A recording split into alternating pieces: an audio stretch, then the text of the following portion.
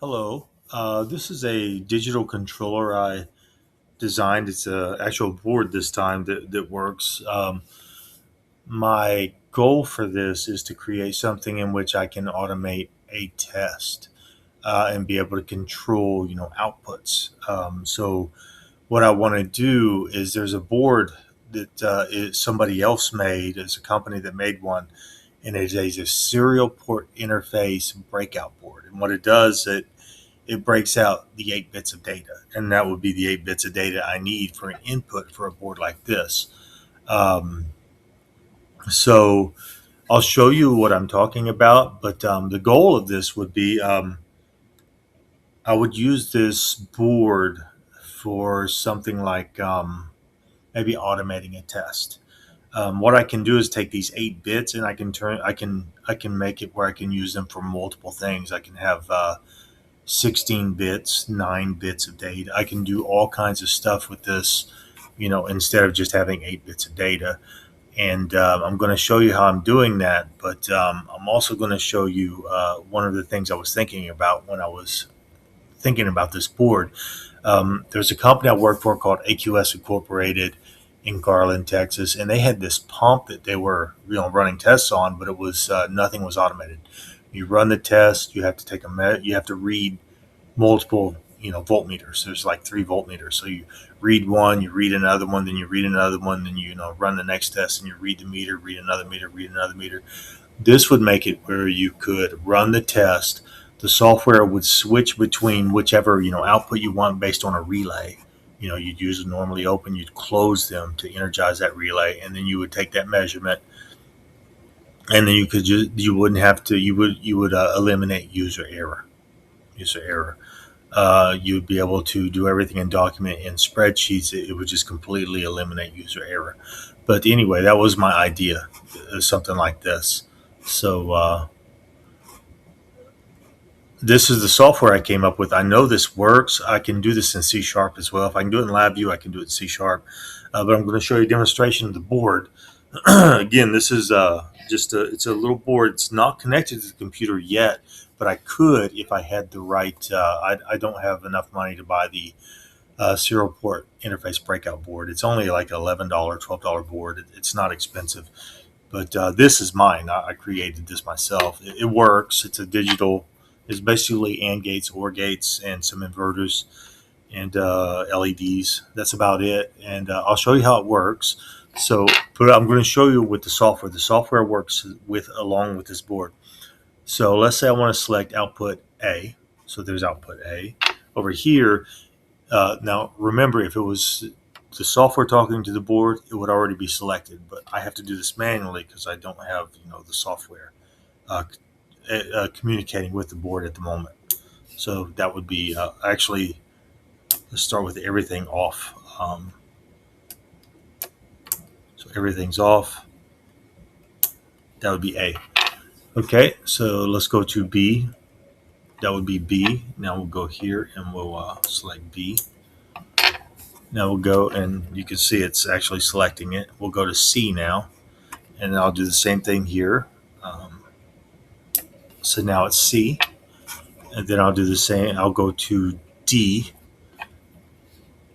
and turn both those off, and now it's selecting D.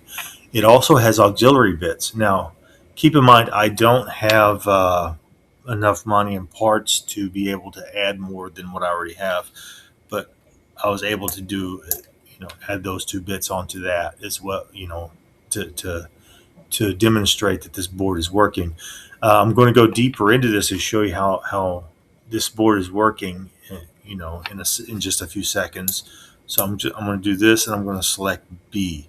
B would be no,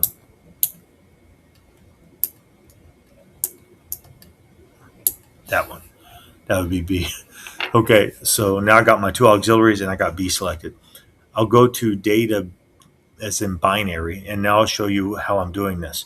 So let's say it's all 0, everything's 0. Turn everything off. Everything off. Yeah, everything's off. It's 0. Let's say I want to write a 2. 2 would be a B. That'd be a 0, 2. So that would be a B. That would be a B. So 2. Let's say a 0, 3. That would be a C. So now I write 0, 3. That's a C.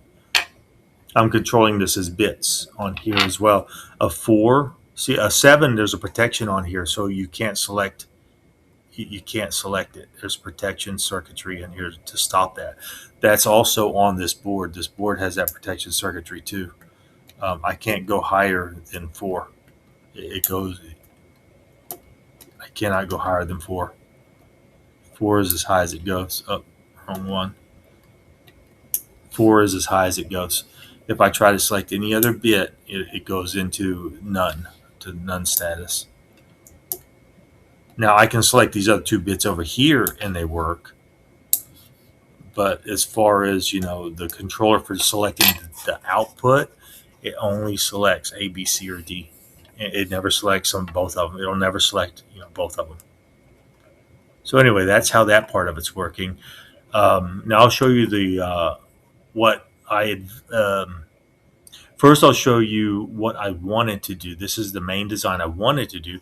It has 9 outputs, and what I'm showing you and I'm demonstrating is I'm taking 8 bits and I'm able to control 16 different bits, and that's what I'm showing you here.